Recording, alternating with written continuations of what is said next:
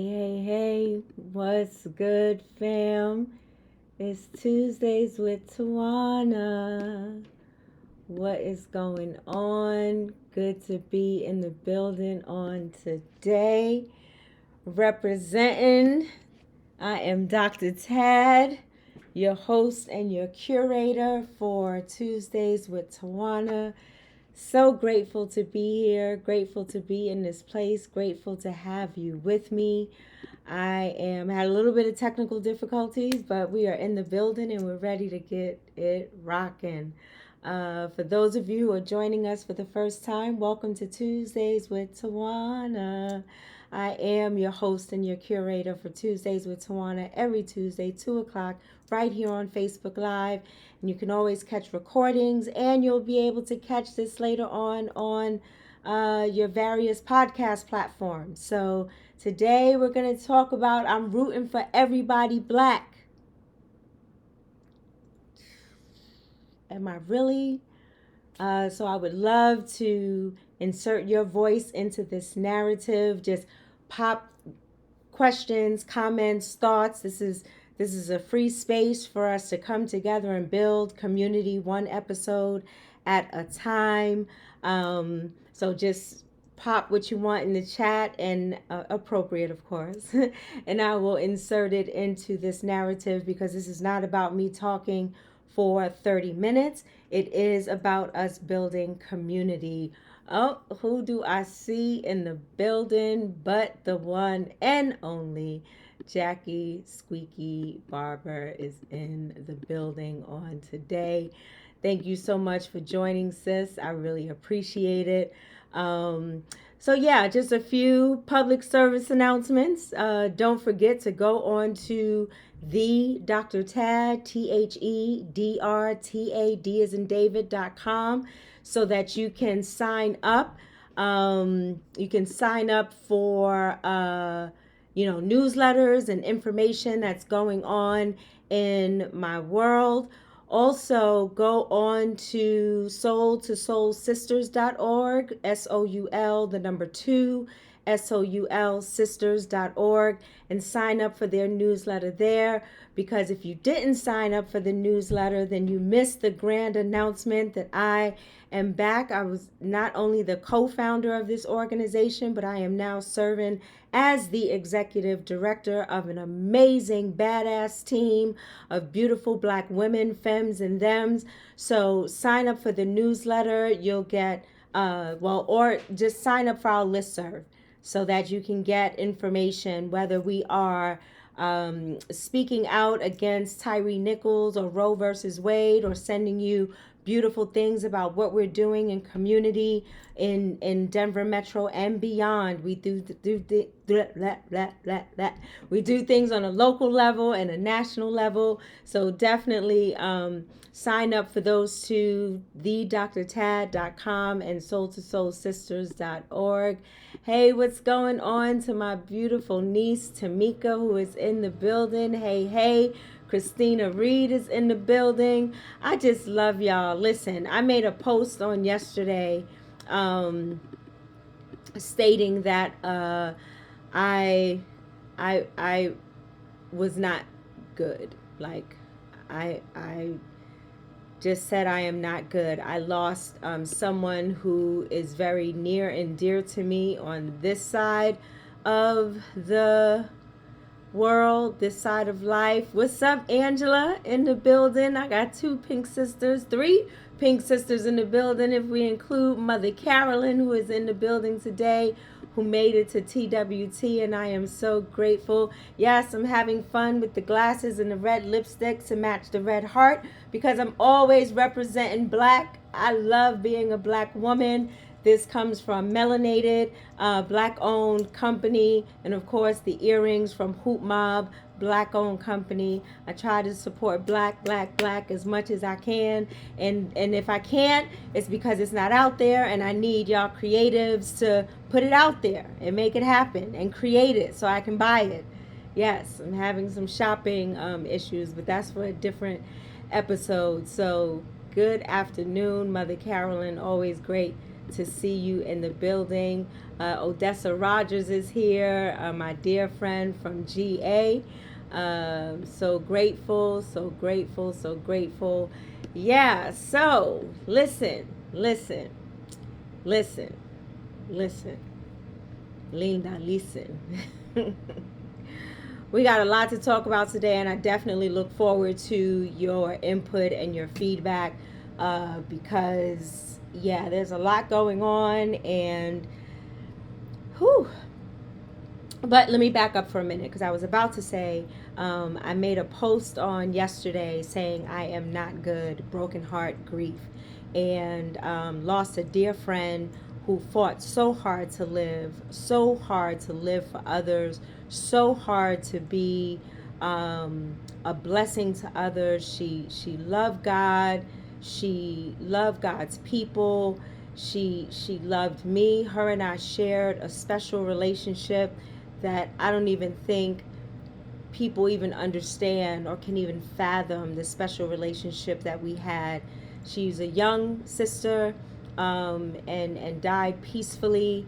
And yesterday I was not good.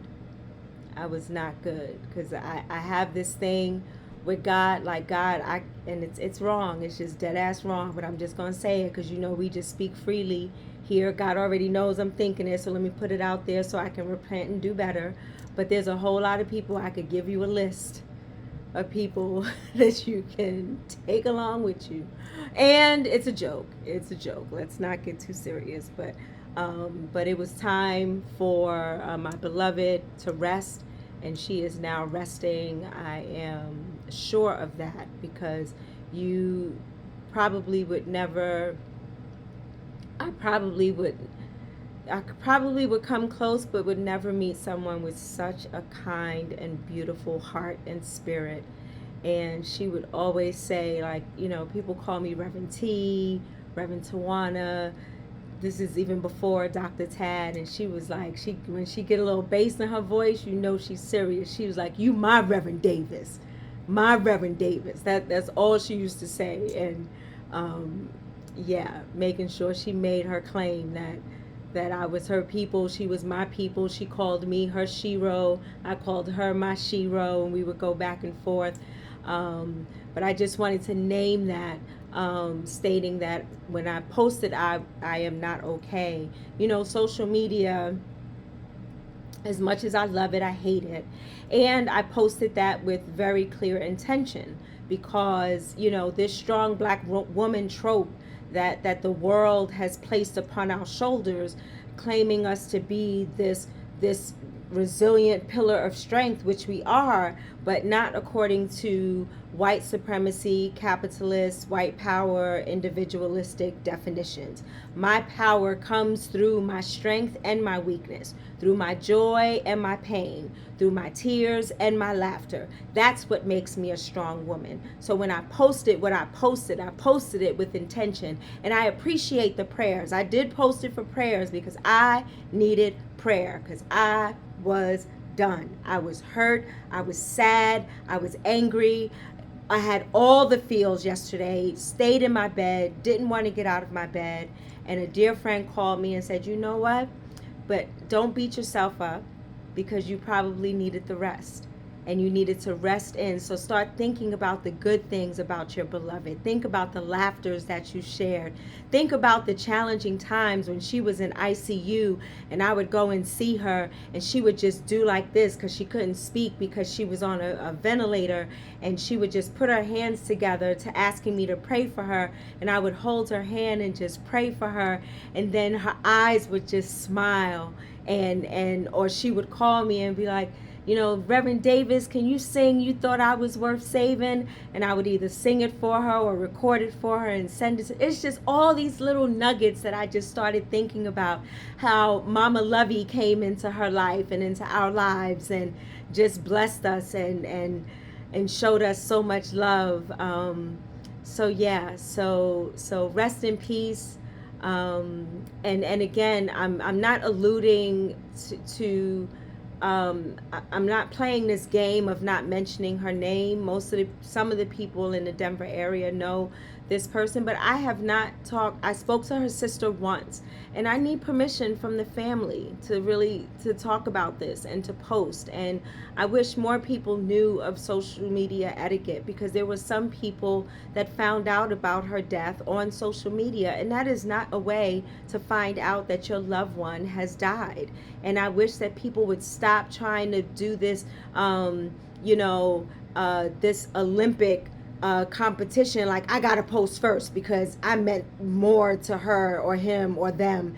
I need to let everybody know that I'm hurting, and I need to let everybody know, and I need to post this picture. That is trauma porn. We hear that term a lot, but it really causes a lot of trauma, and hits a lot of layers of trauma, because death and loss and grief also reminds us of how mortal we are, and especially those of us, me, who is diagnosed with a terminal illness. Terminal meaning I am at this top stage of cancer. Not that I'm going to, well, whatever God has planned, but right now I don't have any plans on dying anytime soon. But terminal cancer means that it's the last stage. So I have this terminal disease, and it also reminds me of my mortality. It reminds me that tomorrow is not promised to us. It reminds me that even in the midst of pain and sorrow and loss, that I'm a woman of faith, and God promised to never leave me nor forsake me. So when it is my time, it is my time, and I need to make sure that my affairs are in order and that people know that I love them. So I'll end a phone call with I love you, or I'll pick up the phone if I'm thinking about you. All of that comes into play when you lose a loved one, and then a simple post and a press of a button can really destroy, cause harm, cause hurt to the person who is grieving and who didn't know and who had a special relationship. I am not the only one that had a special relationship with this beloved, and honoring the family. Let the family do the posting. Let the family kind of drive that narrative, because they're grieving, possibly even more, family or family, grieving more than someone who knew her from a public setting or a church setting or, whatever. So anyway, I wish we would learn Facebook or social media etiquette. It is harmful when you are being selfish and disrespectful, and that may not be your intention. We talk about intention and impact, and I'm just calling you in. Your intentions may have been great, but your impact sucked. It just sucked.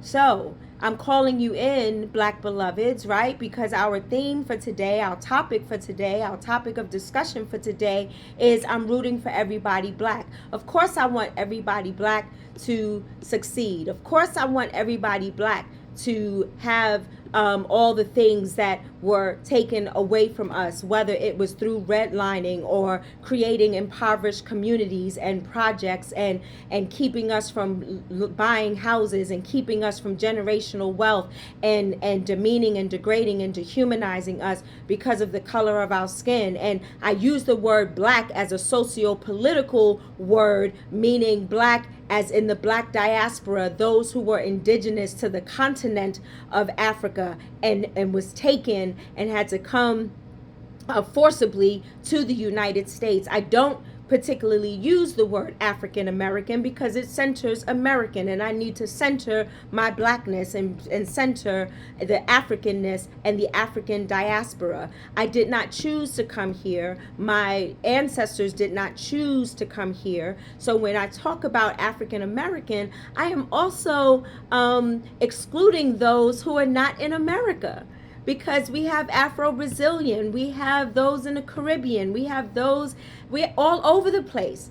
Because if you look at the ports where we were all dropped off, right? It's all across the world.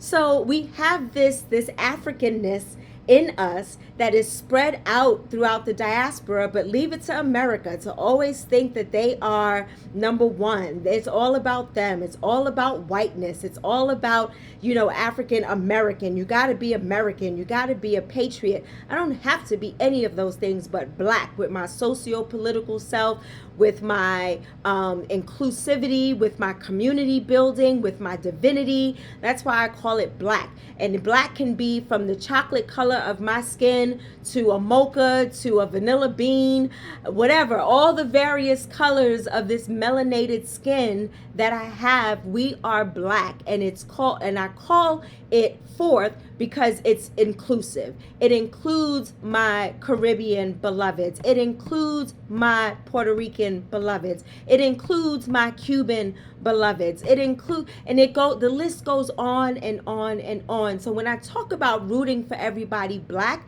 I am talking about those who are indigenous to the continent of Africa, those that have come over this way, not by choice, but by force. And when I do that, I include everybody, hence building community, because we already have people pitting us against each other. Africans don't like African Americans. African Americans are elitist, or they think, and we're far from it. Do we have some African Americans who act just that, centered in whiteness and white thought and white prowess and white supremacy culture? Absolutely. This is why when I say I am rooting for everybody black, I pause and it's like, am I really? I'm not rooting for Ben Carson, who didn't do a darn thing for housing, and whether it was public housing or for the houseless. I am not rooting for Candace, who wears a shirt that jokes all white lives matter. They've always been at the forefront. So why do I need to even profess or purport that white lives matter when white lives is what's killing us every day? And it is a mindset. I talk about this all the time, where I do not talk about these blanket statements where all black people are this or all white people are that. It is a mindset. And I used to say, and I'm still learning, so y'all walk with me on this comment that I'm about to make. Y'all just walk with me for a moment. Oh, excuse me. Yes, Mother Carolyn's talking about my shirt. I'm gonna have to get you a shirt. I'll send you the link. I think it's called Melanated. I don't think it's Power in Black Tees. I think it's Melanated. Oh, Sharnissa is on. Hi, Sharnissa. Oh, yes, she did. Talking about our beloved. She was loved. She was loved. She was truly, truly loved. So when I talk about, not using this blanket statement, right? And I used to say, and I still say it because I'm still wrestling with this, that black people can't be racist. I think that that's still a fair statement, because I don't want to insert that into this narrative, because white people will run with it. Like, you see how they ran with CRT that doesn't even exist in elementary, middle school, high school. It is a college course specifically for a particular major and group of folk, group of beloveds. And they ran with it and created this whole narrative. You got this idiot in Florida talking about we're banning all African American history because, dude, you are just ashamed because you're a white man and you want to hold on to your power and you want to erase black culture so that you can continue to have this false sense of power that you have, and you want to uplift whiteness because you are a white supremacist, you are a white capitalist, you are someone who is oppressive and disrespectful and dehumanizing, and fuck you. That's what I'm gonna say about that. So anyway, when we talk about black people being racist, if you're talking about a mindset. So when you look at someone like a Clarence Thomas who votes on taking away the women's rights to their bodies, or you talk about, well, it's women's bodies today, it's going to be marriage equality tomorrow. That is white. That is trying to preserve this false creation of this perfect white family, a certain economic status, a certain composition, mother, father, children, dog, white picket fence, white collar work, blah, blah, blah. So you want to preserve that even as a black man, which you're married, and you're married to a white woman, which there's nothing wrong with that. It's just something wrong with them. So you insert that into a narrative that is very white. Let's talk about the 5 police officers. The 5 police officers that beat Tyree Nichols to death have a white mentality. They thought that they were able to just pull this person over, and we're finding out, I don't know if it's true, so I didn't do any fact finding, so I'm not going to stay here too long, but that one of the police officers, Tyree was dating his ex-girlfriend and they have a child together. Don't know if it's a rumor, didn't fact find, saw it on Instagram. If it came from like the root or something, then I would feel secure about talking about it, but I don't even know where it came from. But anyway, but so much, and I did not watch the video because I needed to preserve my peace. I don't ascribe to trauma porn. I needed to, he's dead. He's gone. Another mother is a part of a club that she did not sign up for. Like, I am a part of a club that I did not sign up for as a metastatic breast cancer survivor, when 41% of black women are dying as compared to white women. So there are some clubs that we just don't sign up for, and that is the mothers and fathers who have lost a child due to heinous violence, or even, to take it further, police violence and police brutality. So they beat this man to death and then had the nerve to talk about it and brag about it. And they didn't give a shit that there's body cams and videotape and all that other stuff, because my brother is not able to be on today, but he texted me. We were talking about it and he texted me and he said, please mention how blue sees black, how those in blue see black people. And we've talked about this. I mean, we've done 105 episodes. I don't remember them all, but I do remember us talking about how in training for police training, that they tend to use black and brown bodies as target practice. The pictures, the, you know, the impoverished areas. So they automatically just plant this seed that the folk in front of them are less than and are a threat just by their mere presence. And here, this beautiful Tyree Nichols, who loved to skateboard, who loved art, who loved to bring love to other people. You saw this 140-pound person as a threat, and you felt that you could just do what you did to this beloved soul. And his mother, I was watching The View. Y'all know I watch The View every day, 11 to 12. Don't call me, don't bother me. When yesterday, when Mrs. Vaughn was talking, she said they asked her a question, something about what would his legacy be. And his legacy, she said, he is like a black messiah. Like, he lived his life and exemplified. He wasn't perfect, right? He led his life, and he was crucified, lynched, murdered. And now it's up to us to take that and to fight for righteousness and to make some necessary changes. So it's not good enough. And we keep having this damn conversation every time someone is killed.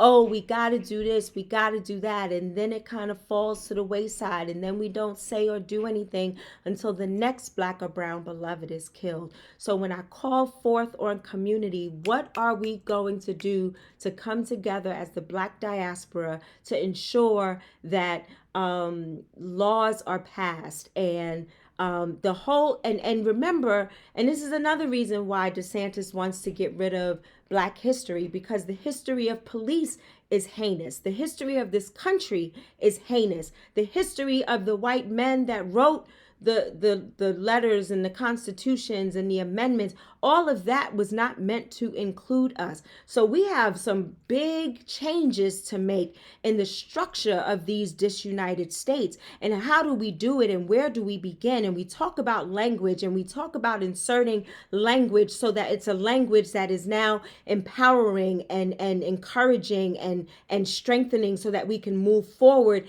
and to make these changes, whether it's through our vote, whether it's running for office, whether it's going against the status quo, whether it's meeting the needs of those who are on the margins, those who don't have the academic acumen to do and defend and fight and advocate for themselves. We've talked about that as well. I had to be taught to advocate for myself as a breast cancer survivor. It was new to me.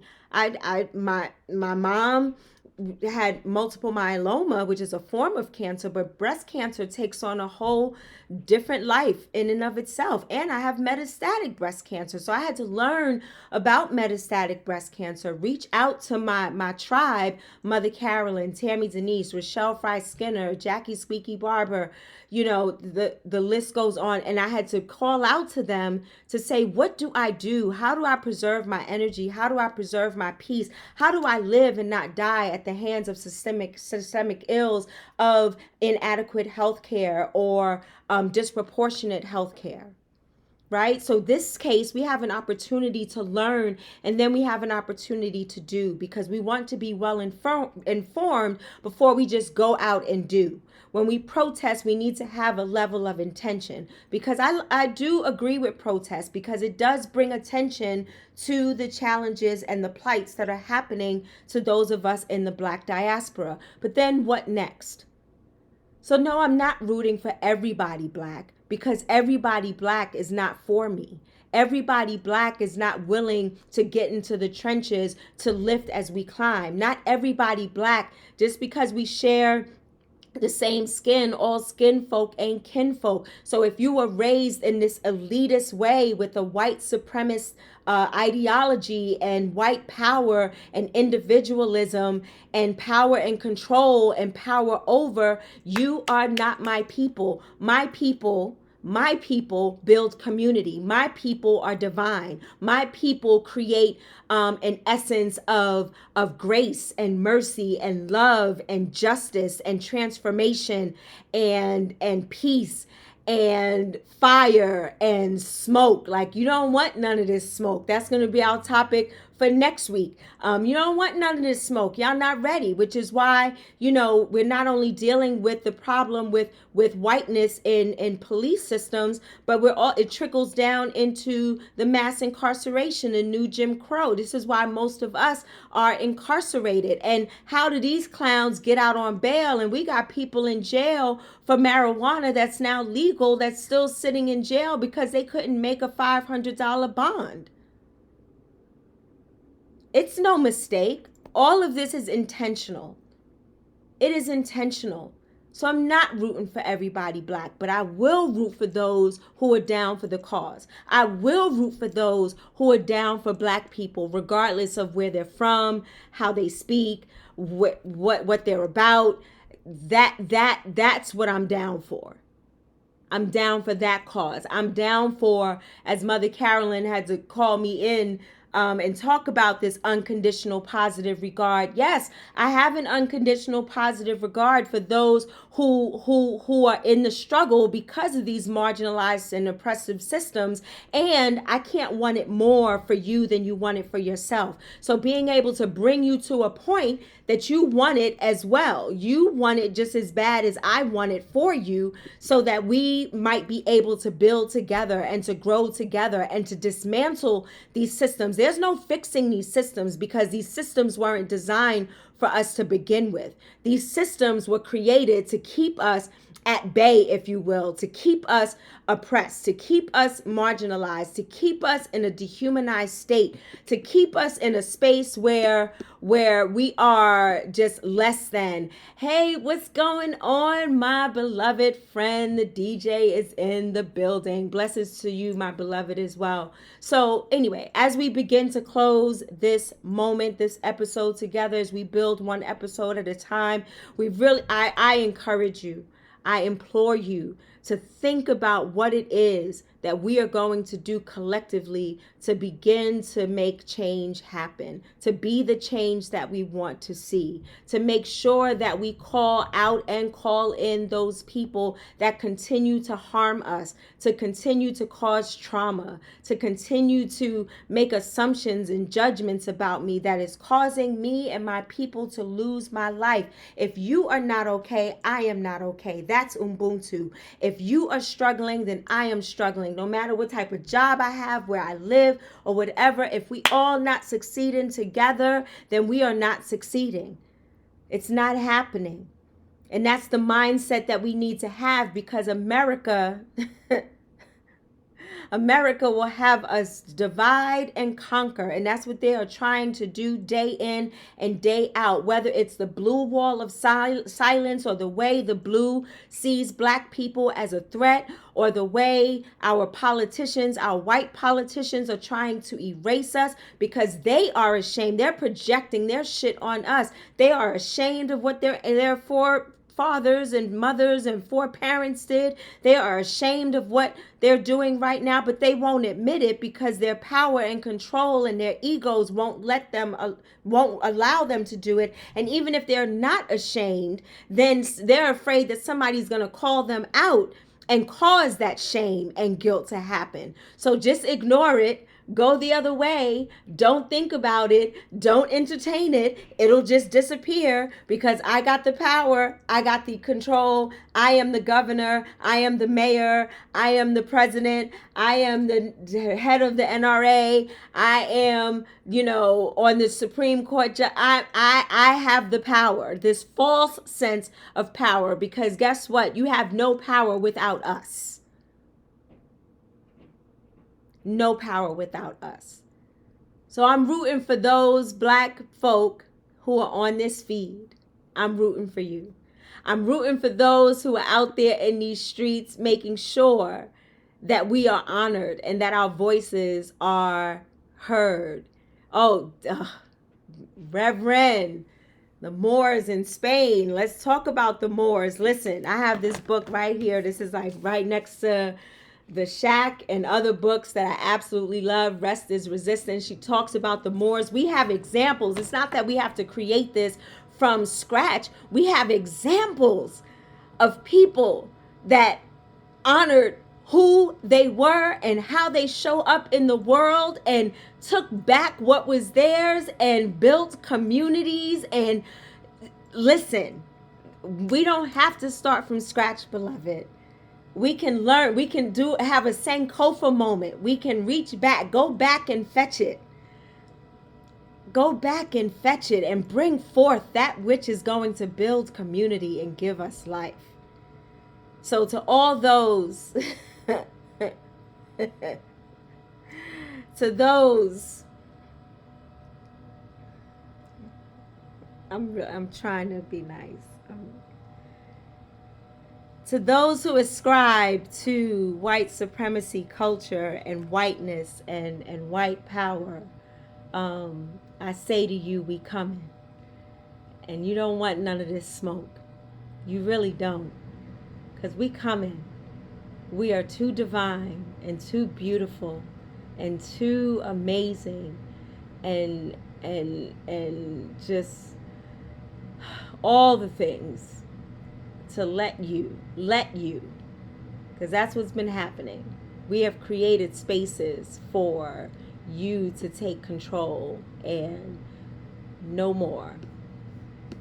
No more. Yes, Christina, absolutely. Absolutely. So, beloved, this is our time. This is Tuesdays with Tawana with Dr. Tad, every Tuesday at 2 o'clock. We chop it up. We, insert your voice into this narrative, because we are building community one episode at a time. And it's about dismantling these systems that did not have us in mind when it was created. And they still don't have us in mind. So it's time to dismantle some shit and to rebuild, so that we might move forward and be the community that the divine has called us to be. I love y'all dearly. Please continue to pray for my beloved's family, and as soon as I get permission to share her information, I will. Yeah, just pray for the family. You know, prayer goes beyond words and names, because God knows. So if you would be so kind to pray for the family, pray for those who loved her dearly and love her dearly.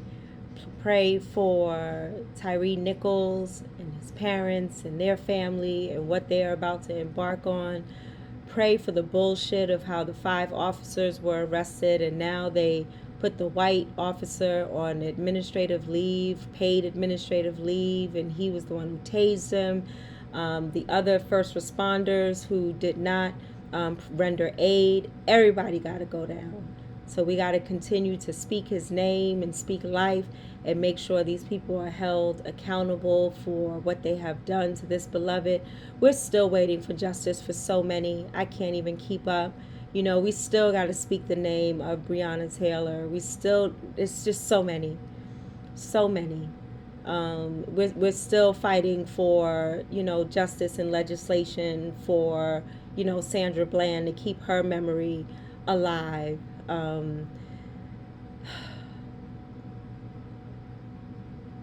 It's just too many. So let us hold space for each other, because don't let the trauma porn get you. You know, if you need to watch the video, watch it. And encourage your white friends, your white friends, whether it's white mentality, to watch the video. But protect your peace. And until next week, take care of you. Get some rest. Drink water. Love on Black women.